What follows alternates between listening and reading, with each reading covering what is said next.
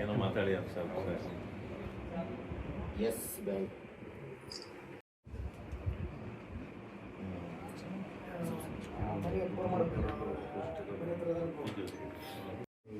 ಹೌದೌದು, ಅವರು ಹೊರಗಡೆ ಇದ್ದಾರೆ.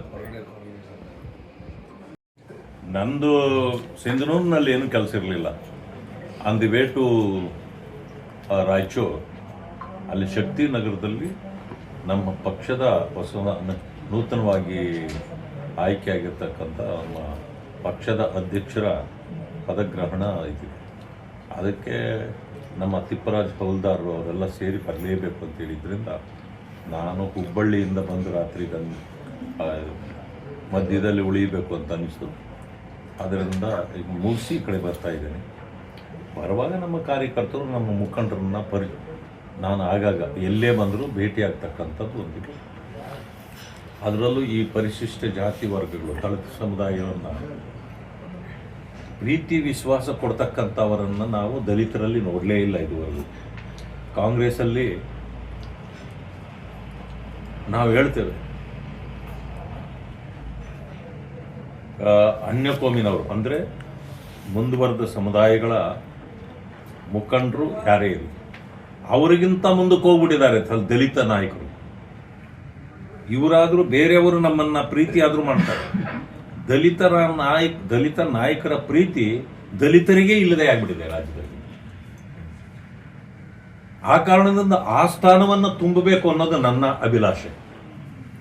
ನನ್ನವರನ್ನು ನಾನು ಪ್ರೀತಿ ಮಾಡಬೇಕು, ಅದಕ್ಕೆ ನನ್ನವ್ರ ಜೊತೆಯಲ್ಲಿ ಬೇರಿಬೇಕು. ನೋಡಿ, ಈಗಾಗಲೇ ಅಲ್ಲಿ ಒಂದು ಕ್ಯಾಂಪ್ಗೆ ಹೋಗಿ ಬಂದೆ, ಹೊಸಳ್ಳಿ ಕ್ಯಾಂಪ್. ಯಾಕಂತಂದರೆ ಅಲ್ಲೊಂದು ಮದುವೆ ಆಗಬೇಕಾಗಿತ್ತು, 13ಕ್ಕೆ ಕರೆದಿದ್ದರು. ನಾನು ಬರಲಿಕ್ಕೆ ಆಗೋದಿಲ್ಲ, ನೋಡಪ್ಪ ಇವತ್ತೇ ಬರ್ತೇನೆ, ನಿಮ್ಮನ್ನು ಭೇಟಿ ಮಾಡಿ ಹೋಗ್ತೇನೆ ಅಂತೇಳಿ ಹೋಗ್ತೇನೆ. ಸೊ ಈಗ ಹಿರೇಮಠ ಮನೆಗೆ ಬಂದೆ, ಅವರು ಸೇರಿದ್ದಾರೆ. ಇನ್ನು ಹೈಬಿಗೆ ಹೋಗ್ತೇನೆ, ನನ್ನ ಜನ ಎಲ್ಲ ಅಲ್ಲಿ ಕಾಯ್ತಾ ಇರ್ತಾರೆ. ಹಾಗೆ ನಾನು ಎಲ್ಲೇ ಬಂದ್ರೂ ನನ್ನ ಜನರನ್ನು ನಾನು ಮೊದಲು ಪ್ರೀತಿ ಮಾಡಬೇಕು, ಜೊತೆಗೆ ಬೇರೆ ಜನರನ್ನು ಹೇಳಬೇಕು. ನಾನು ಅವ್ರನ್ನ ರಿಕ್ವೆಸ್ಟ್ ಮಾಡ್ತೇನೆ, ಏನಂದರೆ ಪರಿಶಿಷ್ಟ ಜಾತಿ ವರ್ಗಗಳಿಗೆ ನೀವೇನೂ ಕೊಡಬೇಡಿ, ಅವರಿಗೆ ಪ್ರೀತಿ ಕೊಡ್ರಿ ಸರ್.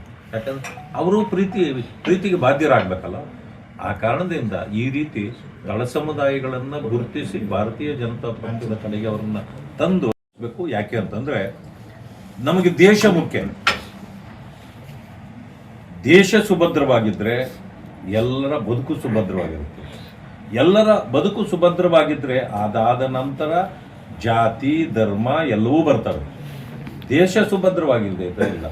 ಇವತ್ತು ಎಕಾನಮಿಯಲ್ಲಿ 12 ವರ್ಷಗಳ ಹಿಂದೆ 11ನೇ ಸ್ಥಾನದಲ್ಲಿದ್ದ ಈ ದೇಶ ಇವತ್ತು 4ನೇ ಸ್ಥಾನಕ್ಕೆ ಬಂದಿದೆ. ಇದಕ್ಕೆ ಶ್ರಮ ಯಾರ್ದು? ಮಾನ್ಯ ಮೋದಿಜಿಯವರು. ಅವರಿಗೆ ನಾವು ಪೂರಕ ಶಕ್ತಿಯಾಗಿ ನಾವೆಲ್ಲ ದೇಶವಾಸಿಗಳು ನಿಲ್ಲಬೇಕು. ಹಾಗೆ ನಿಂತಾಗ ಈ ದೇಶ ಏನು ವಿಕಸಿತ ಭಾರತ ವಿಷಯ ಮಾತಾಡ್ತಾ ಇದ್ದೀವಿ, 2047 100 ವರ್ಷಗಳು ತುಂಬಿದಾಗ ನಮ್ಮ ಸ್ವಾತಂತ್ರ್ಯ ಬಂದು ಆವತ್ತು ಪ್ರಪಂಚದಲ್ಲಿ ನಂಬರ್ 1 ಆಗಬೇಕು ಅಂತೇಳಿ ಏನು ಕನಸ್ಕೊಂಡಿದ್ದಾರೆ ಮೋದಿಯವರು, ಅದಕ್ಕೆ ಪೂರಕವಾಗಿ ನಾವೆಲ್ಲರೂ ಕೂಡ ಕೆಲಸ ಮಾಡಬೇಕು. ಅಷ್ಟನ್ನು ನಾನು ಮಾಡ್ಕೊಂಡು ಹೋಗ್ತಿದ್ದೇನೆ. ನಿಮಗೂ ಗೊತ್ತಿದೆ, ಪಕ್ಷದ ಒಂದೇ ದೃಷ್ಟಿಯಲ್ಲ ನಮ್ಮದು, ದೇಶವೇ ನಮ್ಮ ದೃಷ್ಟಿಯಾಗಿರೋದ್ರಿಂದ ಪಕ್ಷವೂ ಅದರಲ್ಲಿ ತನ್ನ ಸೇವೆಯನ್ನು ಮಾಡತಕ್ಕಂಥ ಕೆಲಸವನ್ನು ಮಾಡ್ತದೆ. ಆದರೆ ಕರ್ನಾಟಕದ ಮಟ್ಟಕ್ಕೆ ನಾನು ಮಾತಾಡೋದಾದರೆ ಇವತ್ತು ಆಡಳಿತ ಸಂಪೂರ್ಣವಾಗಿ ಕುಸಿದು ಬಿಟ್ಟಿದೆ. ಅಭಿವೃದ್ಧಿ ಸಂಪೂರ್ಣ ಶೂನ್ಯವಾಗಿದೆ. ಗ್ಯಾರಂಟಿ 5 ಗ್ಯಾರಂಟಿಗಳು ಮಾತ್ರವೇ ಅಭಿವೃದ್ಧಿ ಅಂತ ಆಡಳಿತ ಸರ್ಕಾರ ತಿಳ್ಕೊಂಡಿದೆ. ಗ್ಯಾರಂಟಿಗಳು ಯಾವತ್ತೂ ಅಭಿವೃದ್ಧಿ ಕಾರ್ಯದ ಕಡೆಗೆ ಅಲ್ಲ. ಯಾಕೆಂತಂದ್ರೆ ಅದು ಜನರ ತಾತ್ಕಾಲಿಕ ಶಮನವನ್ನು ಮಾಡಬಲ್ಲದು. ಹೊಟ್ಟೆ ಹಸುವು ಪ್ರತಿಯೊಬ್ಬನಿಗೂ ಬರ್ತದೆ. ಒಂದು ಸಾರಿ ಹೊಟ್ಟೆಗೆ ಅನ್ನ ಸಿಕ್ಕಿದ ಮೇಲೆ ಅಲ್ಲಿಗೆ ಮುಗ್ದೋಗೋದಿಲ್ಲ. ಬೆಳಗ್ಗೆ ಅನ್ನ ಸಿಕ್ಕಿ ಆಯ್ತು, ಈಗ ನಾಷ್ಟ ಆಯ್ತು, ಇಲ್ಲಿಗೆ ಮುಗೀತು ಅನ್ಕೊಳಕ್ಕಿಲ್ಲ. ಯಾಕೆಂತಂದ್ರೆ ಮಧ್ಯಾಹ್ನ ಮತ್ತೆ ಹಸಿವಾಗತ್ತೆ. ಮಧ್ಯಾಹ್ನ ಹಾಕಿದ ಮೇಲೆ ತಿರುಗಿ ರಾತ್ರಿಗೂ ಹಸಿವಾಗತ್ತೆ. ಗ್ಯಾರಂಟಿಗಳು ಹಾಗೆ, ಅದು ಯಾವುದೇ ಅಸೆಟ್ಟನ್ನು ಕ್ರಿಯೇಟ್ ಮಾಡೋದಿಲ್ಲ. ಆಮೇಲೆ ಗ್ಯಾರಂಟಿಗಳಲ್ಲಿ ಬಹಳ ವಂಚನೆ ಇದೆ. 5 ಗ್ಯಾರಂಟಿಗಳು ಅಂತ ಹೇಳಿ ದಲಿತರಿಗೆ ಎಲ್ಲರಿಗೂ ಕೂಡ ಗ್ಯಾರಂಟಿಗಳು ಫ್ರೀ ಅಂದರು. ನಿಮಗೂ ಗೊತ್ತಿದೆ, ಮಹಾದೇವಪ್ಪ ನಿನಗೂ ಫ್ರೀ, ಕಾಕಾ ಪಾಟೀಲ್ ನಿನಗೂ ಫ್ರೀ ಅಂತೇಳಿದ ಮುಖ್ಯಮಂತ್ರಿಗಳು. ನನಗೂ ಫ್ರೀ, ನನ್ನ ಹೆಂಡ್ತಿಗೂ ಫ್ರೀ ಅಂದರು. ಆಯ್ತಪ್ಪ, ನಿಮಗೂ ನಿಮ್ಮ ಹೆಂಡ್ತಿಗೂ ಫ್ರೀ ಆಯಿತು, ದಲಿತರಿಗೆ ಎಲ್ಲಿ ಫ್ರೀ ಇಲ್ಲ? ದಲಿತರಿಗೆ ಯಾಕೆ ಫ್ರೀ ಕೊಟ್ಟಿಲ್ಲ? ಗ್ಯಾರಂಟಿ ಹಣ ಕೊಡ್ತಾ ಇರೋದು ಎಲ್ಲರಿಗೂ ಕೊಡಬೇಕಾಗಿತ್ತಲ್ಲ. ಆದರೆ ದಲಿತರಿಗೆ ಮಾತ್ರ ಗ್ಯಾರಂಟಿ ಹಣ ತಲುಪಿಲ್ಲ, ಕೊಟ್ಟಿಲ್ಲ. ನಾವು ಕೇಳ್ತಾನೆ ಇದ್ದೇವೆ. SCP TSP ಯಲ್ಲಿ ಇದ್ದಿದ್ದ ಹಣನ ಗ್ಯಾರಂಟಿ ಅಂತ ಕೊಟ್ಟು, ಅದು ಗ್ಯಾರಂಟಿ ಹಣವೇ ಅಲ್ಲ ಅಂದಮೇಲೆ SCP TSP ಏನಕ್ಕೆ ಇಟ್ಟಿದ್ದೀರಿ ಅಂದರೆ ದಲಿತರ ಅಭ್ಯುದಯಕ್ಕಾಗಿ. ಅವರು ತನ್ನ ಮನೆ ಕಟ್ಕೊಳ್ಳೋದಕ್ಕಿರ್ಬೋದು, ಸಾಲ ತಗೊಳ್ಲಿಕ್ಕಿರ್ಬೋದು, ಅಥವಾ ಕಾರು ಅಂತದಿರ್ಬೋದು, ಜಮೀನು ತಗೊಳ್ಳೋಕ್ಕಿರ್ಬೋದು, ಅನೇಕ ಇದಕ್ಕೆ ಇಟ್ಟಿರೋದು. ಅದನ್ನು ನೀವು ಗ್ಯಾರಂಟಿಗಳಿಗೆ ತೆಗೆದುಬಿಟ್ಟು ಗ್ಯಾರಂಟಿ ಕೊಟ್ಟಿವೆ ಅಂತಂದರೆ ಇದಕ್ಕಿಂತ ದೊಡ್ಡ ಮೋಸ ವಂಚನೆ ಯಾರೂ ಮಾಡಿಲ್ಲ. ಅದು ಕಾಂಗ್ರೆಸ್ ಮಾಡಿದೆ, ಸಿದ್ದರಾಮಯ್ಯ ಮಾಡಿದ್ದಾರೆ ಅಂತ ನೇರ ಆರೋಪ ಇದೆ. ಈಗಲೂ ನಾನು ಪತ್ರ ಬರೆದಿದ್ದೇನೆ. ಮುಂದಿನ ಬಡ್ಜೆಟ್ನಲ್ಲಿ ಕನಿಷ್ಠ ಪಕ್ಷ ನೀವು ದಲಿತರ ಬಗ್ಗೆ ನಿಮಗೇನಾದರೂ ಕಾಳಜಿ ವಿಶ್ವಾಸ ಇದ್ದರೆ, ಅವರ ಅಭ್ಯುದಯಕ್ಕಾಗಿ ನೀವು ಶ್ರಮ ಪಡ್ತಿದ್ರೆ ತಕ್ಷಣ SCP TSP ಹಣನ ತಗೊಳ್ಳೋದನ್ನು ನಿಲ್ಲಿಸ್ಬಿಡಿ. ನೀವು ಗ್ಯಾರಂಟಿ ಕೊಟ್ಟರೆ ಗ್ಯಾರಂಟಿಯಿಂದ ಬದುಕೋದಿಲ್ಲ, ಅವರು ಅಸೆಟ್ ಕ್ರಿಯೇಟ್ ಆಗೋದಿಲ್ಲ.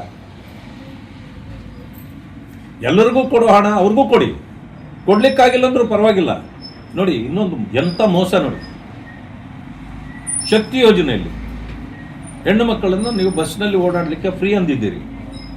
ಬೇರೆಯವರಿಗೆ ಫ್ರೀ ಇರ್ಬೋದು, ನಮ್ಮವರಿಗೆ ಅದು ಫ್ರೀ ಆಗೋದಿಲ್ಲ. ಯಾಕೆಂದರೆ ಪರಿಶಿಷ್ಟ ಜಾತಿ ವರ್ಗಗಳು ಬೆಳಗ್ಗೆ ಎದ್ದ ತಕ್ಷಣ ಕೆಲಸ ಹುಡ್ಕೊಂಡು ಹೋಗ್ತವೆ ಹೊರತು ಬಸ್ ಹುಡ್ಕೊಂಡು ಹೋಗೋದಿಲ್ಲ. ಕೂಲಿ ಬೇಕು ಅವ್ರಿಗೆ, ಕೂಲಿ ಕೆಲಸಕ್ಕೆ ಹೋದವ್ರು ಬಸ್ಸಲ್ಲೆಲ್ಲಿ ಹೋಗ್ತಾರೆ ಅವರು. ಆದರೆ ನೀವೇನು ಮಾಡ್ತೀರಿ, SCP TSP ಹಣದಲ್ಲಿ ಜನಸಂಖ್ಯೆಗೆ ಅದಕ್ಕೆ ಅನುಗುಣವಾಗಿ ಆ ಹಣ ತೆಗೆದು ಬಿಡ್ತೀರಿ. ಆ ಜನ ಬಸ್ಸಲ್ಲಿ ಓಡಾಡೋದಿಲ್ಲ, 5% ಜನನೂ ಓಡಾಡೋದಿಲ್ಲ. ಆದರೆ ಆ ಹಣ ಮಾತ್ರ ಪೂರ್ತಿ ತೆಗೆದು ಬಿಡ್ತೀರಿ. ಅವ್ರ ಹಣದಿಂದ ತೆಗೆದು ಅವ್ರಿಗೆ ಮೋಸ ಆಯಿತು. ವಿದ್ಯುತ್ ಶಕ್ತಿ 75 ಯೂನಿಟ್ ಎಲ್ಲ ದಲಿತರಿಗೂ ಫ್ರೀ ಕೊಟ್ಬಿಟ್ಟಿದ್ವಿ ನಮ್ಮ ಸರ್ಕಾರದಲ್ಲಿ. ನೀವೇನು ಕೊಟ್ಟಿದ್ದು? ನೀವು ಕೊಡಲೇ ಇಲ್ಲ. ಅದೂ ಹಣ ತೆಗೆದುಕೊಳ್ತಾ ಇದ್ದೀವಿ. ದಲಿತರಿಗೆ ಕಾಂಗ್ರೆಸ್ಸಿಂದ ಅನ್ಯಾಯ ಆಗ್ತದೆ, ಮೋಸ ಆಗ್ತದೆ ಹೊರತು ಬೇರೇನೂ ಇಲ್ಲ. ಅದರಿಂದಾಗಿ ಈ ಸರ್ಕಾರ ಆದಷ್ಟು ಬೇಗ ಹೊರಟೋಗ್ಬೇಕು. ಅದರ ಆಯಸ್ಸು ಮುಗಿತಾ ಬಂದಿದೆ. ಅವರವರಲ್ಲೇ ಈಗ ಜಗಳ ಶುರುವಾಗಿದೆ. ನಾ ಕೊಡೆ ನೀ ಬಿಡೆ ಏನು ನಡೀತಾ ಇದೆ. ಇದರಿಂದಾಗಿ ಈ ಸರ್ಕಾರ ಹೋಗುತ್ತೆ ಅಂತ ನನಗನ್ಸುತ್ತೆ. ನೋಡಿ, ಹಿಂದುಳಿದವ್ರನ್ನ ಸಂಪೂರ್ಣವಾಗಿ ಕೈಬಿಟ್ಟರು, ದಲಿತರಿಗೆ ಅನ್ಯಾಯ ಮಾಡಿದ್ರು. ಮುಸ್ಲಿಮರಿಗೆ ಮಾತ್ರ ನಾನು ಒಳ್ಳೆಯ ಕೆಲಸ ಮಾಡ್ತಿದ್ದೀನಿ ಅಂತ ತೋರಿಸ್ಕೊಳ್ತಾರೆ. ಪಾಪ ಅವರನ್ನು ನಾಶ ಮಾಡ್ತಿದ್ದಾರೆ. ಅವರನ್ನು ಯಾವ ಮಟ್ಟಕ್ಕೆ ಹೋಗ್ಬಿಟ್ಟಿದ್ದಾರೆ. ಅವರು ದಲಿತರ ಇದನ್ನು BJP ಬಂದರೆ ನಿಮ್ಮನ್ನು ಮುಗಿಸೇ ಬಿಡ್ತಾರೆ. ಸರ್, ಯಾರಾದರೂ ಮುಗಿಸೋಕ್ಕಾಗತ್ತಾ ಈ ದೇಶದಲ್ಲಿ? ಪಾಪ ಆ ಮುಸಲ್ಮಾನರಿಗೆ ತಲೆಗೆ ಹುಳ ಬಿಟ್ಬಿಟ್ಟಿದ್ದಾರೆ. BJP ಯಾರ ವಿರೋಧಿಯೂ ಅಲ್ಲ, ದಲಿತರ ವಿರೋಧಿ ಅಲ್ಲ, ಹಿಂದುಳಿದವರ ವಿರೋಧಿ ಅಲ್ಲ, ಮುಸಲ್ಮಾನರ ವಿರೋಧಿ. ಆದರೆ ಮುಸ್ಲಿಮಾನರಿಗೆ ಮಾತ್ರ BJP ನಮ್ಮ ವಿರೋಧಿ ಅಂತ ಯಾಕೆ ಅನಿಸಿದೆ ಅಂದರೆ ಕಾಂಗ್ರೆಸ್ನವರು ಸುಳ್ಳು ಹೇಳಿ ಅವ್ರನ್ನ ನಂಬಿಸ್ಬಿಟ್ಟಿದ್ದಾರೆ. ಅದರಿಂದ ಅವ್ರು ತಿಳ್ಕೊಂಡಿದ್ದಾರೆ ನಾವು ಯಾರ ವಿರೋಧಿಯೋ ಅಲ್ಲ, ವಿರೋಧ ಮಾಡೋಕ್ಕೂ ಆಗೋದಿಲ್ಲ. ಬಾಬಾ ಸಾಹೇಬ್ ಅಂಬೇಡ್ಕರ್ ಅವರ ಸಂವಿಧಾನ ಎಲ್ಲರಿಗೂ ರಕ್ಷಣೆ ಕೊಡ್ತಕ್ಕಂಥದ್ದು. ಅದರಿಂದ ಏನು ಮಾಡೋಕ್ಕಾಗಲ್ಲ. ಮಾತಿಗೆ ಬಂದರೆ ಸಂವಿಧಾನವನ್ನೇ ಬದಲು ಮಾಡಿಬಿಡ್ತಾರೆ ಅಂತ ಹೇಳಿಬಿಡ್ತಾರೆ. ದಲಿತರು ಕೂಡ ಅದನ್ನು ನಂಬಿಬಿಡ್ತಾರೆ. ಅರೆ, ಇವತ್ತು ದೇಶ ಆಳ್ತಾ ಇರೋರು ನಾವೇ ಅಲ್ವಾ? ಮಾಡೋಕ್ಕಾಗೋದಿಲ್ಲ. ಈ ಸುಳ್ಳುಗಳನ್ನು ಹೇಳಿ ತನ್ನ ವೋಟ್ ಬ್ಯಾಂಕನ್ನು ಭದ್ರ ಮಾಡಿಕೊಂಡು ಕಾಂಗ್ರೆಸ್ಸು ಬದುಕ್ತಾ ಇದೆ. ನಾನು ಹೇಳ್ತೇನೆ, ಇಡೀ ದೇಶದಲ್ಲಿ ಕಾಂಗ್ರೆಸ್ ಸಂಪೂರ್ಣ ಮುಗಿದೋಗಿದೆ. ಇಲ್ಲಿ ಮಾತ್ರ ಸಿದ್ದರಾಮಯ್ಯನವರಿಂದ ಒಂದಷ್ಟು ಈ ಕಾಂಗ್ರೆಸ್ ಬದುಕಿದೆ. ಕಾಂಗ್ರೆಸ್ಸಿಂದ ಸಿದ್ದರಾಮಯ್ಯ ಬದುಕಿಲ್ಲ, ಸಿದ್ದರಾಮಯ್ಯದಿಂದ ಕಾಂಗ್ರೆಸ್ ಬದುಕ್ತಾ ಇದೆ. ಇದು ಕರೆಕ್ಟ್. ಭ್ರಷ್ಟಾಚಾರಕ್ಕೂ ಮಹಾತ್ಮ ಗಾಂಧಿ ಬೇಕಾಗಿಲ್ಲ. ಕಾಂಗ್ರೆಸ್ಸು ಭ್ರಷ್ಟ ಸರ್ಕಾರ. ನಾನು ಹೇಳೋದು, ಈ ಗಾಂಧಿಯವ್ರನ್ನ ಇಟ್ಕೊಂಡು ಯಾಕೆ ಭ್ರಷ್ಟಾಚಾರ ಮಾಡ್ತೀರಿ? ಮೊನ್ನೆ ಅಡ್ವರ್ಟೈಸ್ಮೆಂಟ್ ಹಾಕಿದ್ರು, ಮತ್ತೆ ನೆರೆಗ ಬೇಕಂತೆ ಅವ್ರಿಗೆ. ಯಾಕೆಂದರೆ ಉಣ್ಣಕ್ಕೆ ಅಡ್ವರ್ಟೈಸ್ಮೆಂಟಲ್ಲಿ ಏನು ಹೇಳಿದ್ದಾರೆ? ಸಂಗಪ್ಪ ಇದೆಲ್ಲ ನಿಮಗೆ ಸರಿಯನಾ ಅಂತ ಕೇಳಿದ್ದಾರೆ ಅಲ್ವಾ? ಯಾರನ್ನು ಕೇಳಿರೋದು ಅವರು? ನೀವೇನು ತಿಳ್ಕೊಂಡಿದ್ದೀರಿ ಸಂಗಪ್ಪ ಅಂದಾಗ? RSS BJP. ಹೌದಲ್ವಾ? ಸಂಗಪ್ಪನ ಕೇಳಿದ್ವಿ. RSS ಯಾವತ್ತಾದರೂ ರಾಜಕಾರಣ ಮಾಡ್ತದ ಅಥವಾ ಈ ವ್ಯವಸ್ಥೆಯಲ್ಲಿ ಕೈ ಹಾಕ್ತದ?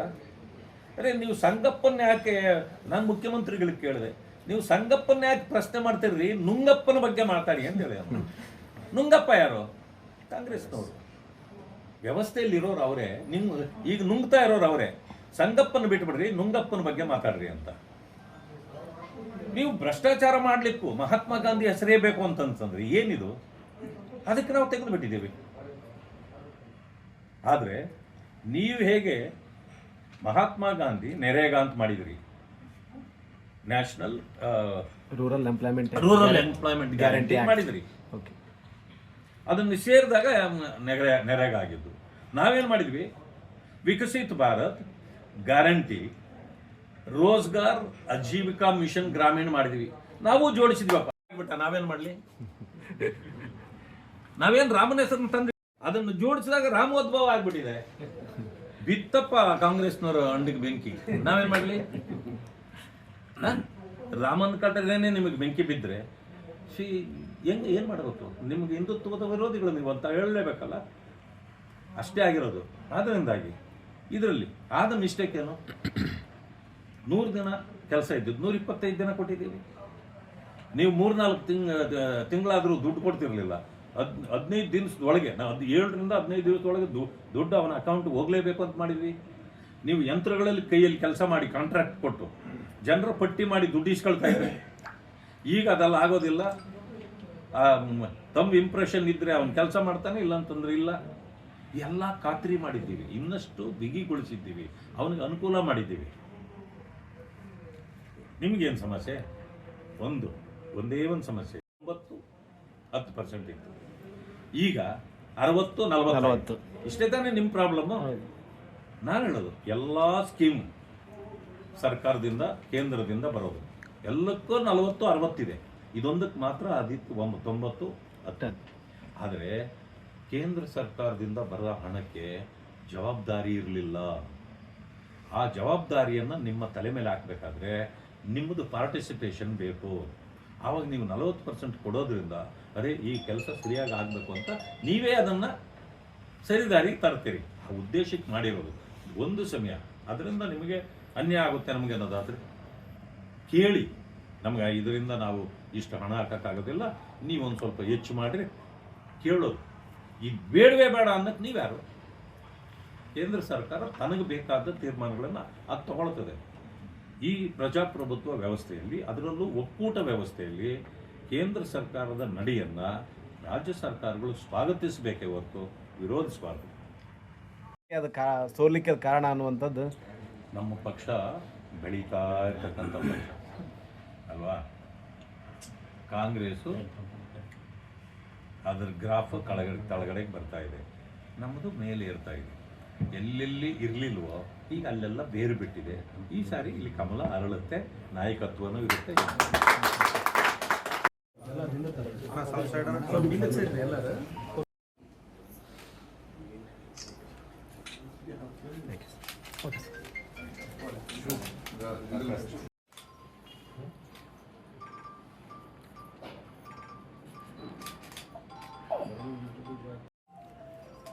ಓಕೆ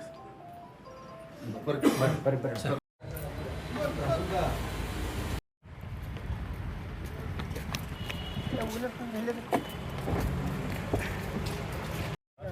ಲಡ್ಡಿ ಅಲ್ಲಿ ಕೊಡ್ತಿದ್ದೀನಿ.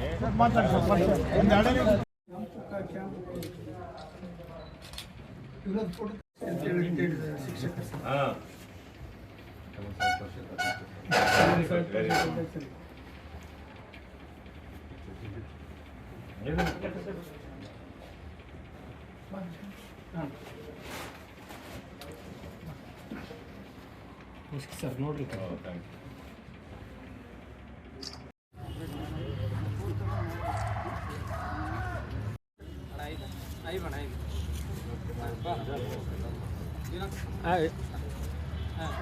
ಅದೊಂದು ಆಯ್ತು ಅಲ್ಲಿ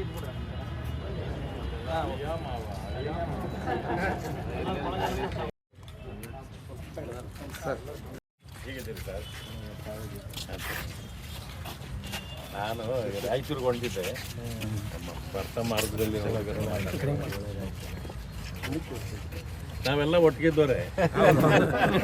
ಎಲ್ಲ ಗೌಡ್ರು ನೋಡಿ ಪ್ರೀತಿ ನೀವು ಬಂದ್ಕೊಳ್ಳಿ.